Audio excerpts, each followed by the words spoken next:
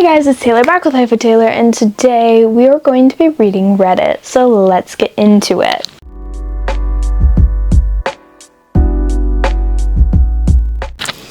Alright, also, I need to put a pillowcase on this. I don't just blasphemously sleep without a pillowcase on this. I just want to point that out. And the clear top case continues to fall off, and it just doesn't even stay on anymore. Anyways, and my computer's at 1%. Right. Give me a moment, I need to get a charger. Let's read Reddit. I don't know what we're reading this week. Let's see. Am I the asshole? Am I the asshole? We have 3. Okay, because they're literal novels. They are novels. We are reading novels. Okay. Am I the asshole for purposefully dumping a bowl full of red punch onto my friend's white carpet? Probably not, but let's get into it. Also, who has a white carpet? No offense if you do have a white carpet, that's kind of crazy. It does say trigger warning, alcohol and alcoholism. Girl, I'm tired. So if you don't want to hear that, skip to this timestamp. I guess she could be considered an ex-friend now. I, 35 female, recently got back together with my ex-husband, Jay, 37 male, after years of divorce. Our divorce was messy, but I've already posted about it, so if you're curious on the details or how we got back together, you can go look. What I will mention is that Jay is an alcoholic. He's been sober for years now, and it was how I knew he was ready to make a change, and was also the reason for our split. I've long since explained this to all my friends and family, and I thought they were fine with it. Last week we were invited to a party my friend Addie, 31 female, was hosting. I met Addie during the time when Jay and I were separated, and we bonded due to our similar circumstances. Her ex-husband was addicted to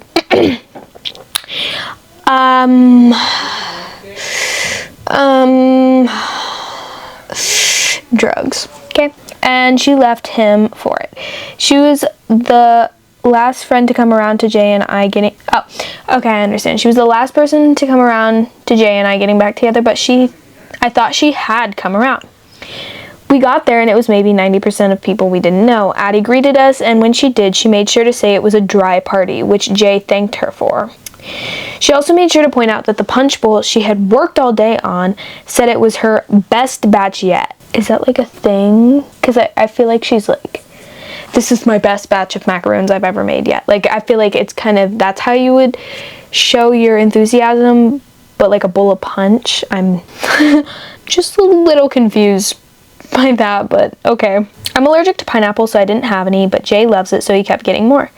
We were there for about an hour. I had lost track of Jay for a bit, but knew something was wrong when I saw him stumbling towards me upset. He leaned in close and muttered, "OP, I think there's wine or something in this." Oh. Oh. It's almost like she did it on purpose. I quickly and quietly escorted him out and told him to wait in the car. I went back inside and asked Addie, who was standing by the punch bowl, why she lied about the punch since Jay was tipsy. She looked at me in the eyes before saying I didn't add anything to it. Maybe he brought his own. With his swarmy, shit-eating grin on her face. With this smarmy, shit-eating grin on his... Oh!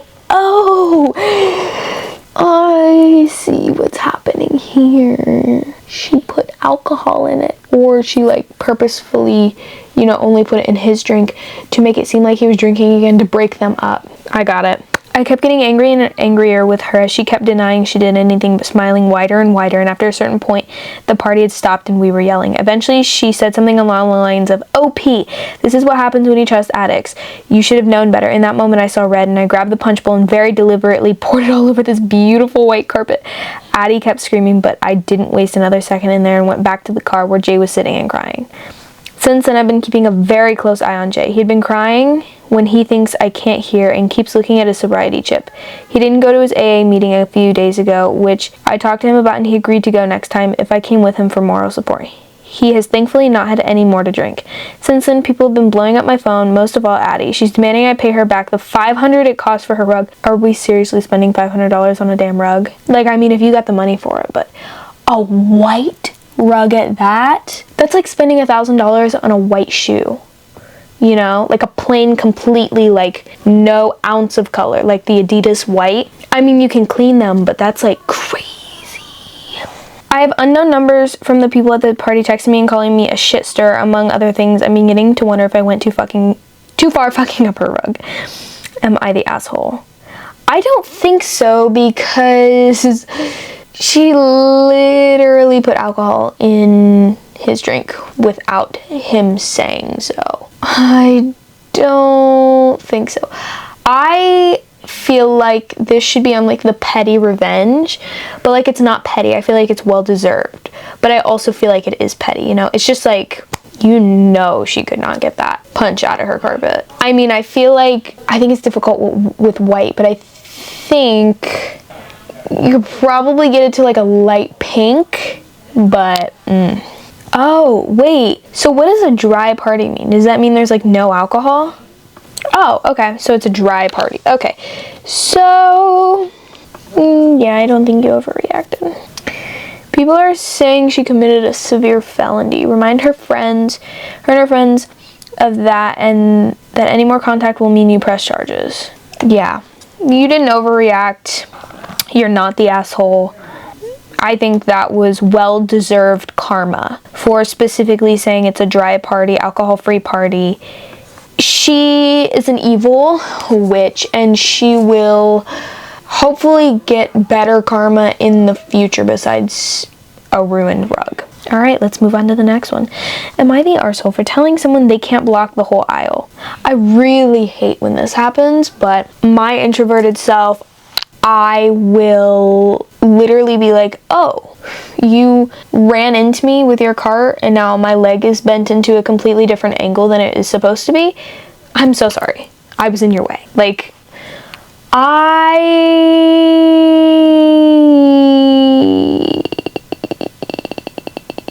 not very confrontational. So you just go the other way, man. We were at a garden center with enormous carts, but reasonably wide aisles to accommodate the traffic.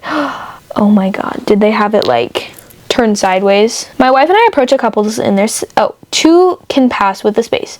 My wife and I approach a couple in their 70s. Dude is in the left with the cart. She is next to him on the right, taking up the rest of the aisle. Oh, my wife approaches, doesn't say anything, and the people don't move.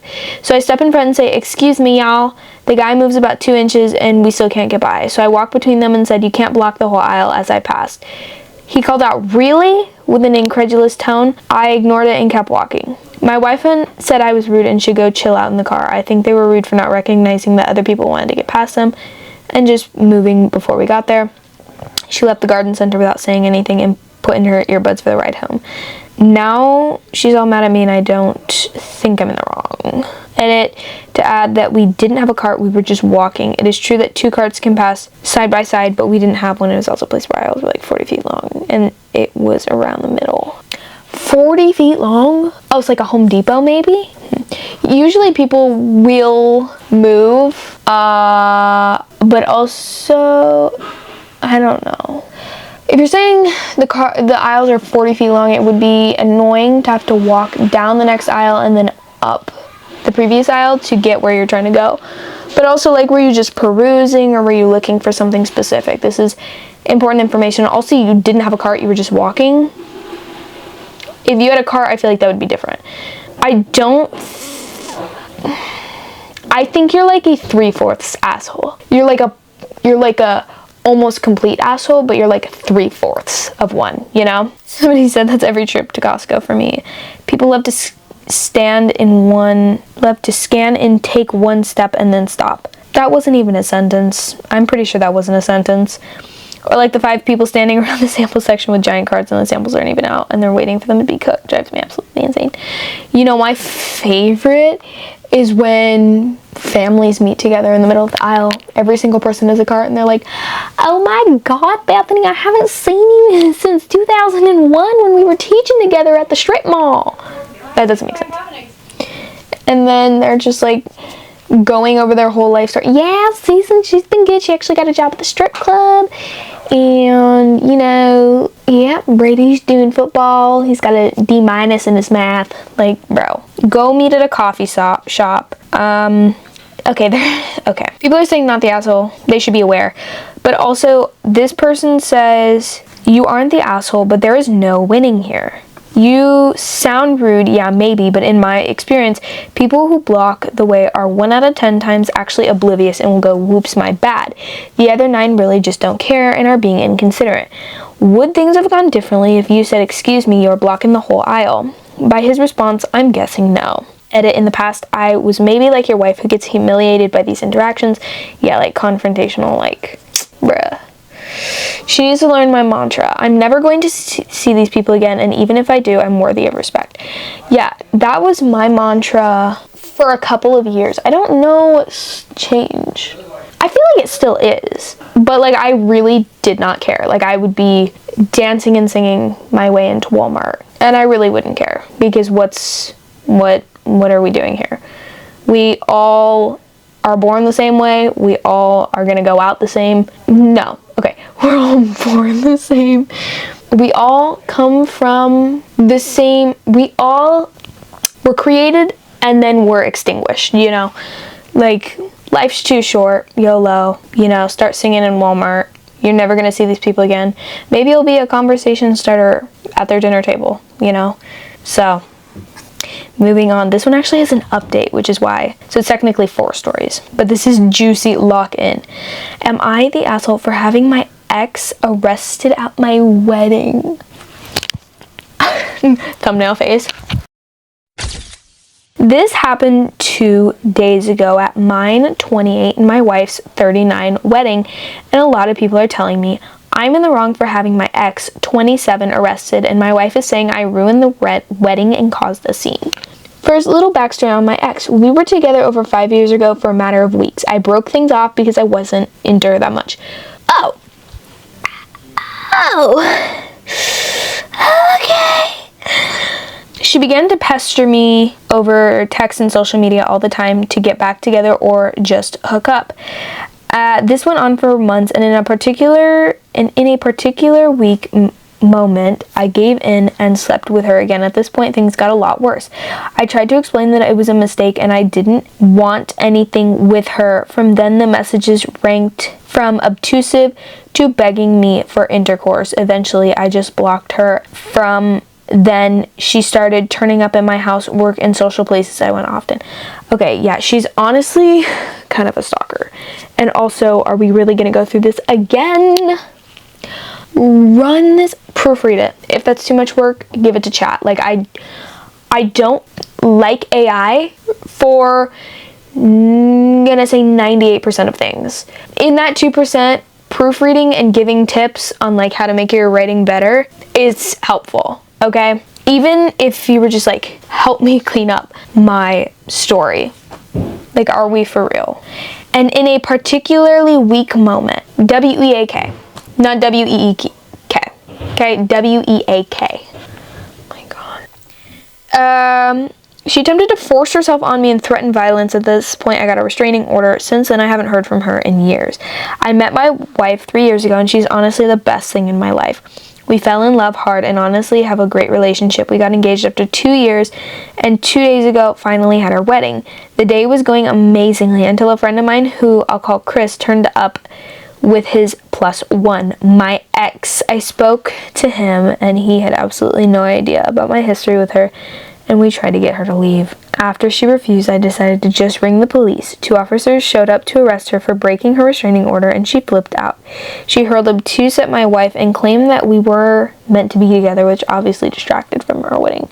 Okay, well, that wasn't your fault. You were getting her off the premises, because if she were probably to stay the entire night, shit was gonna go down. Things were gonna happen. A scene would be made.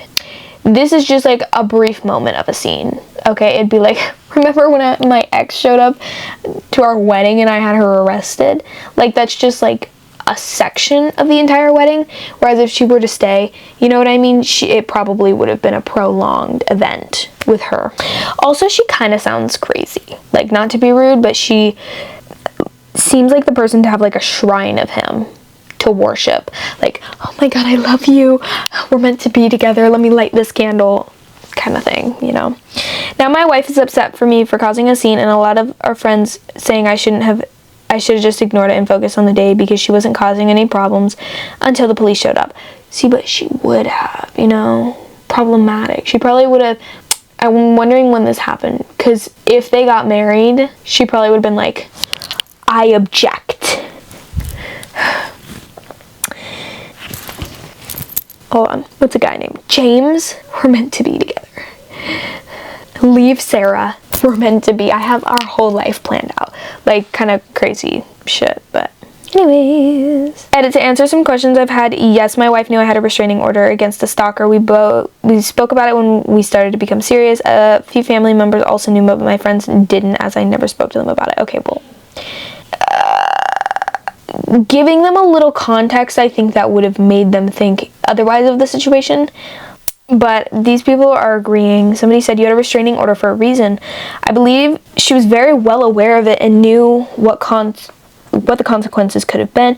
She knew better than to be attending. Who knows what plans she had in mind before she was taken away. Knowing that she was there and having the fear, you would not have enjoyed yourself if you would have let her stay. OP says, God knows her intentions, but everyone seems to think she was doing nothing wrong and was harmless. This person is saying that she got what she wanted.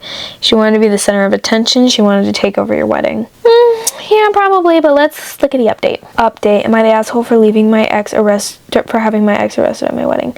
I got a lot of requests for an update on my original post, so here it is. I've been a very long day since I posted. I've spoken to both my wife and Chris, the friend. Starting with my wife, we had a very long, tearful conversation about everything from my ex to our wedding. I apologized for the fact that I didn't consider involving her before calling the police, which meant that ex outburst was being escorted out came as a complete surprise to her. She apologized for the way she reacted and explained that she wasn't angry at me, but is angry at the ex.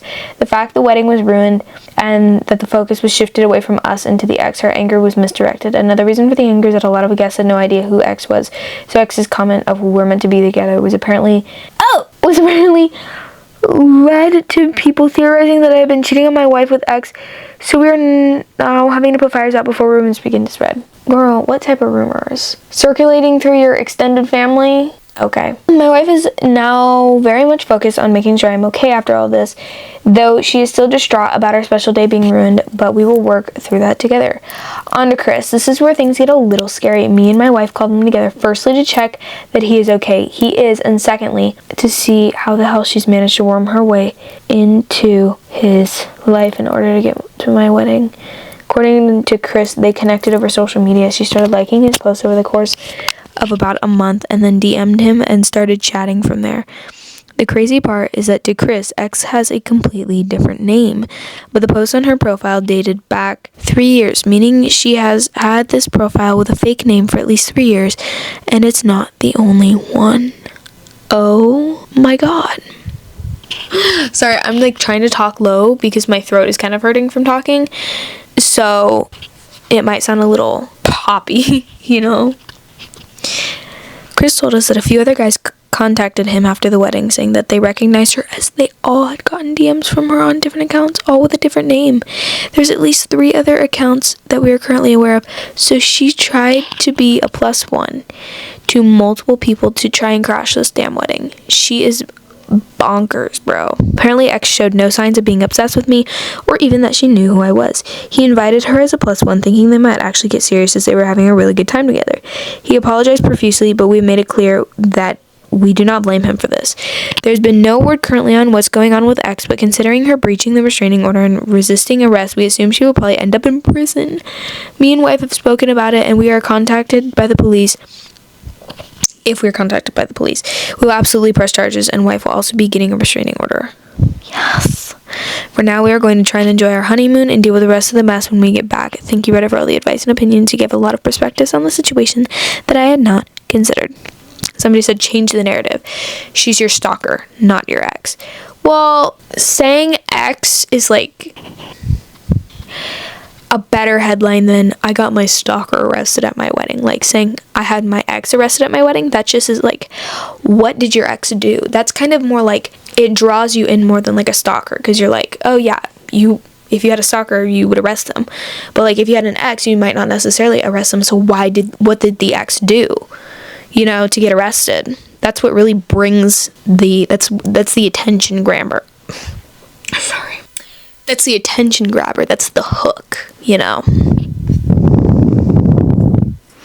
Wow.